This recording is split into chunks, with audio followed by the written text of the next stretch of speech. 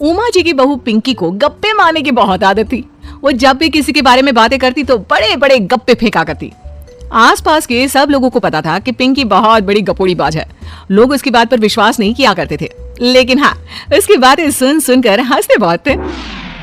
अरे बहू, पड़ोस वाली शर्मा जी है ना, उनकी बेटी का जन्मदिन है, तुम भी चली जाना।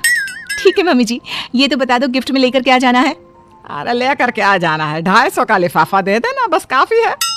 अरे मम्मी जी, अच्छा लगेगा क्या? पड़ोसी है हमारे, हमें कुछ बड़ा लेकर जाना चाहिए। अरे बहू, इतना काफी है। जानती हैं आप, मेरे मायके में जब पड़ोस में किसी की बर्थडे होती थी ना, तो मम्मी कुछ ना कुछ गोल्ड का ही देकर भेजती थी। पड़ोसी के बर्थडे में सोना? कैसी बातें करती हो। और नहीं तो क्या, आपकी तरह थोड़ी ना लिफाफा पकड़ा दिया। पिंकी शर्मा जी की बेटी के जन्मदिन में चली जाती है। अरे आज तो बड़ी सुंदर लग रही हो साड़ी में। जी मैं तो लहंगा पहनकर आने वाली थी, मम्मी जी नहीं मानी। अरे बेटा, बर्थडे पार्टी में तो साड़ी चल जाती है, मेरा मतलब कोई शादी थोड़ी ना है। कैसी बात कर रही हैं आप आंटी जी? मेरे मायके में तो छोटे छोटे फंक्शन भी हम लोग लहंगा बनवाते थे बुटीक से, डिजाइन करवाकर। चाहे पड़ोस में किसी का जन्मदिन हो, मेरी मम्मी हमेशा बुटीक से नया लहंगा डिजाइन करवाती थी। मैंने तो ऐसा कहीं नहीं देखा। ये तो तुमने आज बड़े कमाल की बात बताई। अरे जाने दीजिए, कोई बात नहीं। और बताइए, आपकी बेटी नजर नहीं आ रही? अरे भाभी, मैं यहाँ हूँ। ये देखिए मेरा ड्रेस कैसा लग रहा है? ठीक ही है, मतलब बर्थडे के हिसाब से थोड़ा हल्का है ना। अरे भाभी, इतना सुंदर गाउन पहना है मैंने। मैं ना शादी से पहले अपने बर्थडे पर हमेशा जरी वाला लहंगा पहना करती थी। यही मैं तुम्हारी मम्मी को भी बता रही थी। इसके बाद केक काटने का प्रोग्राम शुरू होता है। सब लोग इकट्ठे हो जाते हैं।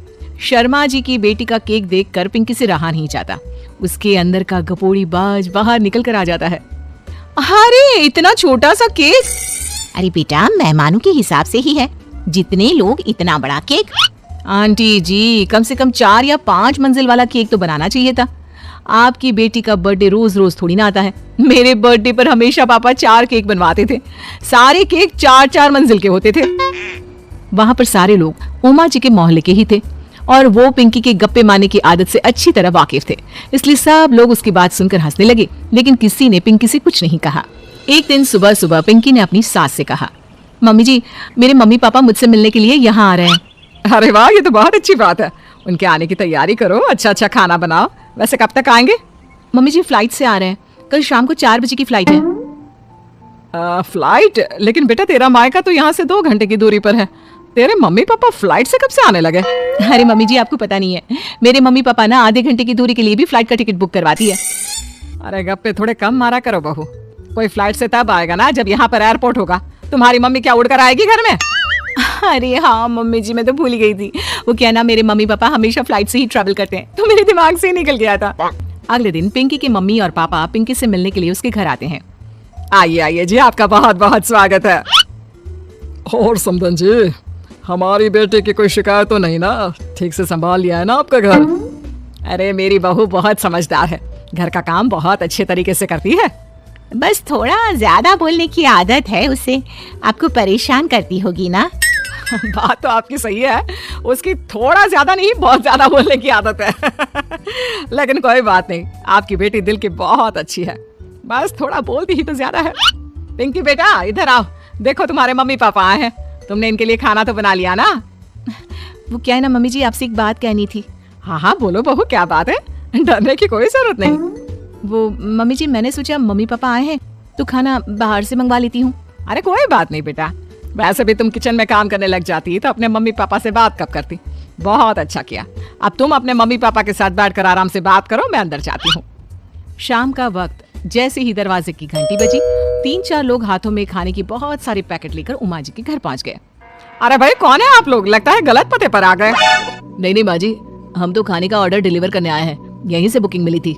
अरे नहीं नहीं, आपको कोई गलत फहमी हुई है। हमारे यहाँ तो 2 ही मेहमान आए हैं। आपके हाथ के पैकेट देखकर लगता है इसमें 50 लोगों का खाना है। माँ जी, आपने सही समझा, खाना तो इसमें 50 लोगों का ही है, क्योंकि हमें ऑर्डर यहीं से 50 लोगों का मिला है। अरे लेकिन इतना सारा खाना, कहीं मेरी बहू ने अपनी गप मारने की आदत के चलते ऐसा तो नहीं कर दिया? ये खाना आप रख लीजिए और हमें हमारे पैसे दे दीजिए। अच्छा, वैसे कितने का बिल बना है? ज्यादा नहीं, बस 10,000 दे दीजिए। उन लोगों की बात सुनकर उमा जी पिंकी को आवाज देकर वहाँ बुलाती है। जैसे ही पिंकी वहाँ आती है, खुश होते हुए उन लोगों को वहाँ पर खाना रखने के लिए कहती है। अरे इतना सारा खाना क्यों मंगवाया बहू?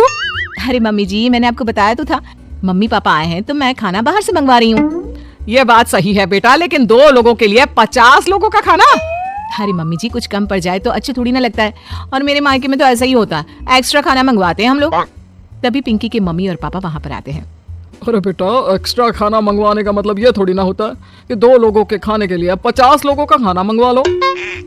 और बेटा, तुम्हारी गप मारने की आदत के चलते 10,000 का बिल आया है, तुम्हें नहीं लगता ये गलत है? देखो बहू, बढ़ा चढ़ाकर बातें करना अपनी जगह, लेकिन इतनी बड़ी बड़ी फेंकना भी गलत है ना। पहली बात तो इतने सारे पैसे लगे, और दूसरी बात खाना वेस्ट होगा। आप लोग ठीक कहते हैं, मैं आज के बाद अपनी इस आदत को कंट्रोल करने की कोशिश करूंगी और अब से गप थोड़ी कम मारा करूंगी। पिंकी की बात सुनकर सब लोग हंसने लगे।